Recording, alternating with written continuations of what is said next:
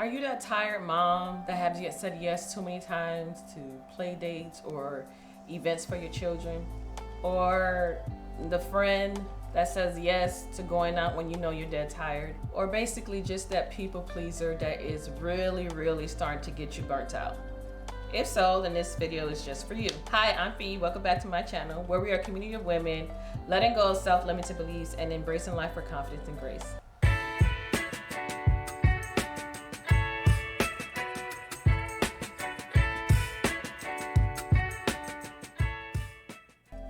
I am a reformed people pleaser, at least I think I am. Where I think it probably started around my 20s, and I felt like I was being taken advantage of by saying yes all the time to people, and people knew they could come to me and I would always say yes and essentially take advantage of that. Now I'm to the point where maybe I may say yes too often to family and friends, but outside of them, I'm quick to say no. I'm comfortable saying no.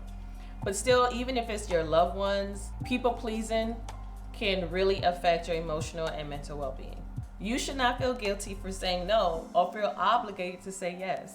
Let's understand the importance of boundaries and the root of this guilt that you feel. I think as women, some of the common reasons that we have guilt is what society have kind of placed on us. We're supposed to be nice. We're supposed to be considerate. We're supposed to be accommodating. And that leaves little room for us to say no. Maybe you have some internal beliefs, that stems from your childhood that makes you feel like you have to say yes. And that's people pleasing, where you feel like the only way to get the love or to get the approval of those around you is to say yes, because you don't want to disappoint them. So knowing that, we know that does not work. You will get burnt out. You will struggle. You will probably get lackluster work because you're always saying yes. Despite the root of that guilt, it is very important to set boundaries. Boundaries are rules that we sort of set for ourselves in relationships or interactions to protect our mental and emotional well-being. So when you hear, I want to protect my peace, that's a boundary. What are the negative effects of saying yes too often? Again, you will get burnt out. You will be stressed. Always saying yes can often lead to behavior patterns that you really don't want, like unfulfillment, disappointment, regret, and that's a lot of negativity to deal with. Again, your mental well-being. It may be anxiety, low self-esteem, feeling less controlled in your life, resentment, anger even, increasing stress in your life just to make everybody else happy. You may deal with overcommitting to certain things or overstretching yourself because you're always saying yes.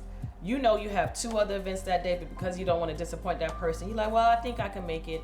And then you're rushing to do all those things. And for what? Are you really going to enjoy yourself when you're just stressing, trying to get to this place, and make person A, B, and C happy?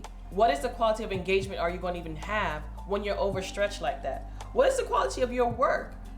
If you're going to say yes to every task, every assignment, are you really going to give 100% to each one? No, you're not going to have the time. You're going to end up giving 25% here, 25% here, 25% here, and probably never get as much done as you would have if you limited yourself, if you set boundaries. This can take an emotional and physical toll in your life. And trust, you don't want that. I have felt where I overcommitted. Maybe I could say at work, because we have different roles in life. You have the role as a mom.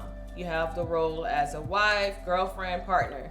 You have the role at your job. You're an employee or employer, or maybe you're a business owner. And then you have the role from your family, whether you're a sister, a daughter. You have all these different roles in your life.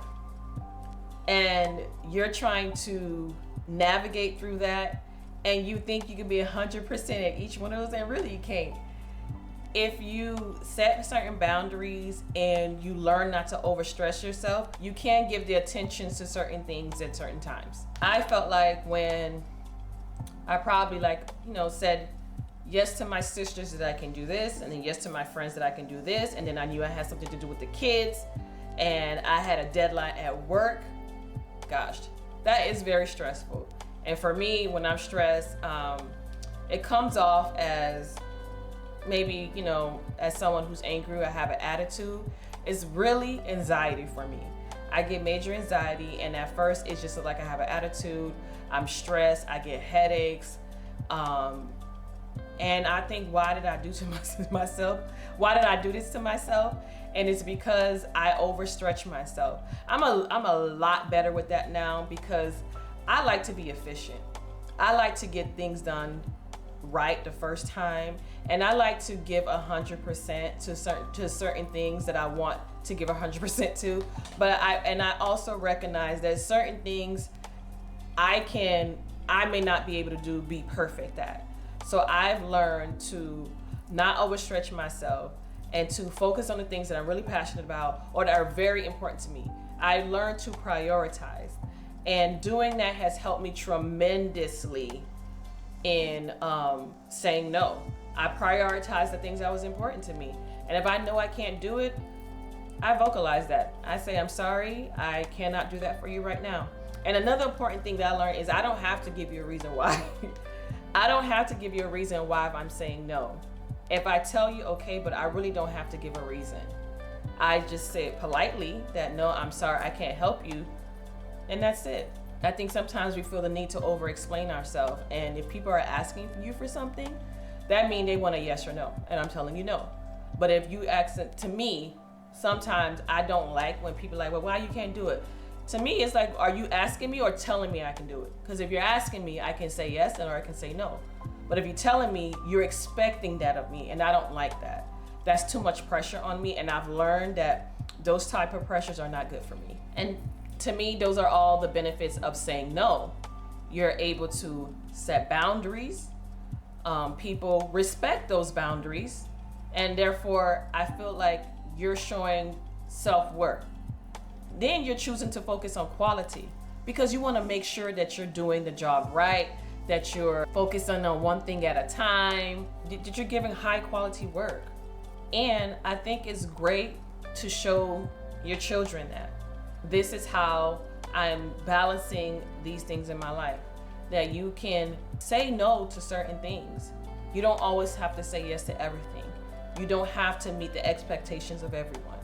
If you want to get the job done correctly, you're going to have to understand what it is that you need to prioritize in order to do that. Also, the benefits of saying no is you're able to filter out some of the things that you do want to do and that you don't want to do. So therefore, you are able to do the things that actually bring you fulfillment. You are able to focus on your passions. Say yes to the things that make you happy. Saying no is a form of self-respect and essential in self-care, self-love, and personal development or empowerment. Here are some practical tips in saying no. Practice polite but firm responses in your head. And it's good to kind of have a script in mind. That way you're ready for it. When you're a people pleaser, more than likely, people are always coming to you anyway. So you know they're coming to you. So have that script ready in your head and practice saying, no, I cannot do that for you right now. Again, we're saying it in a polite but firm tone. Use your body language to reinforce your words. So if I'm saying no, but I'm saying no, or my tone is no, that doesn't work. You need to be like, nope, I cannot do that right now. Stand tall, shoulders back, give the body language that this is a firm no. Not that they can negotiate the no. This is a firm no. And resist the urge to give a reason why or to explain yourself. Your no is no. If you're asking me, it means that you expect me to respond in yes or no. But if you're telling me, you're expecting me to do something. So if you're asking me something, my answer is going to be either yes or no. Resist the urge to feel like you have to explain yourself. That's where you kind of get in trouble, where people start to negotiate why it is that you need to say yes. No, if it's something very important that you know it needs to be a no, stand firm on that and just say, no, I can't do that right now. Again, practice those firm responses. For me, certain things in my life have helped me to say the no's, and that's like at work. I learned very quickly. If I did not learn how to say no, I would be overwhelmed and just have too many tasks on my list. So I've learned to say no then. Practice no with my kids because it was for their safety. Just like you're concerned for the safety of your kids, you tell them no, be concerned for your emotional and mental well-being and saying no. Practice saying no in low stakes situations. Maybe with someone you're comfortable with, known for a long time, a loved one can support you. And that way it can help you to build your confidence in saying no. Remember the importance of setting boundaries, the consequences of always saying yes, the benefits of saying no, and practice saying no. This is a journey and you're not gonna get this all in one day. So it's okay that, it takes some time, but make it a priority to say no for your well-being. You are essentially telling people how to treat you. Let them know what your boundaries are and never feel guilty for saying no. Please share your experiences and tips in the comments. I would love to hear it. How do you say no? How was your journey to saying no? How did you move away to your people-pleasing ways? I would love to hear them in the comments. Please like, subscribe, and share, and hit that notification button for more content like this. Thank you for watching. Bye.